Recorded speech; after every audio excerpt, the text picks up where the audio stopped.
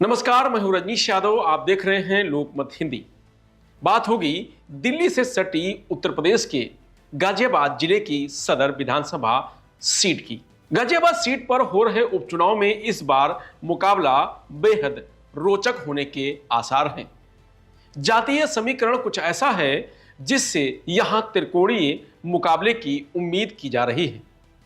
त्रिकोणीय मुकाबले की बात इसलिए कही जा रही है क्योंकि गाजियाबाद सदर सीट पर बीजेपी ने ब्राह्मण प्रत्याशी उतारा है, तो वहीं इस सामान्य सीट पर समाजवादी पार्टी ने दलित प्रत्याशी देकर अयोध्या जैसा प्रयोग किया है।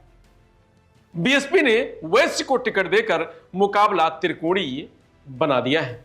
गाजियाबाद की बात हो तो ऊंची ऊंची इमारतें जहन में आती हैं, लेकिन चार दरवाजों के बीच बसा गाजियाबाद सकरी गलियों वाला इलाका है।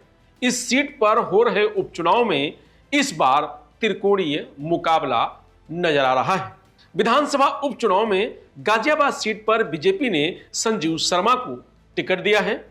सपा ने सिंहराज जाटव को मैदान में उतारा है और बीएसपी ने परमानंद गर्ग को उम्मीदवार बनाया है।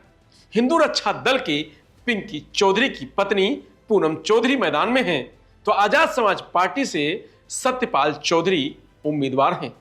गाजियाबाद सदर सीट बीजेपी विधायक अतुल गर्ग के इस्तीफे के बाद खाली हुई है। बीते 4 चुनाव में 3 बार बीजेपी और 1 बार बीएसपी ने यहां पर चुनाव जीता है। समाजवादी पार्टी इस बार सामान्य सीट पर जाटो उम्मीदवार देकर एक बड़ा प्रयोग किया है। सपा ने यह प्रयोग अयोध्या के आधार पर किया है। लोकसभा चुनाव में अयोध्या जिले की फैजाबाद सामान्य सीट पर समाजवादी पार्टी ने दलित समाज के अवधेश प्रसाद को टिकट देकर असंभव को संभव कर दिखाया था। अयोध्या जैसी सीट पर राम मंदिर की प्राण प्रतिष्ठा के बाद हुए चुनाव में समाजवादी पार्टी ने बीजेपी को पटकनी देकर सबको चौंका दिया था। गाजियाबाद में भी सपा कुछ ऐसी ही उम्मीद कर रही है।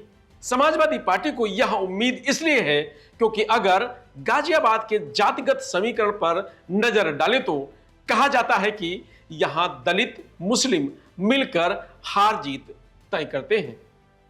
यहां कुल मतदाता 4,61,360 के आसपास हैं। इनमें से दलित मतदाताओं की संख्या लगभग 85,000 है। करीब 75,000 मुस्लिम आबादी है। ब्राह्मण मतदाताओं की संख्या करीब 65,000 है। इसके अलावा 60,000 वैश्य और 60,000 अन्य पिछड़ा वर्ग के लोग हैं। विधानसभा क्षेत्र में 35,000 पंजाबी, 25,000 राजपूत, 15,000 यादव और करीब 40,000 अन्य समुदाय के लोग निवास करते हैं। चुनावी मुद्दों की बात करें तो शहरी क्षेत्र होने के चलते बुनियादी सुविधाओं से ज्यादा बड़ा मुद्दा नौकरी और रोजगार का है। सबकी निगाहें गाजियाबाद पर इसलिए लगी हैं क्योंकि अगर यहां सपा का प्रयोग सफल रहा तो 2027 में पीडीए का फार्मूला और मजबूत दिखाई देगा। लेकिन अगर नहीं हुआ तो जाहिर है कि सपा को ही अपने फार्मूले पर सोचना पड़ सकता है।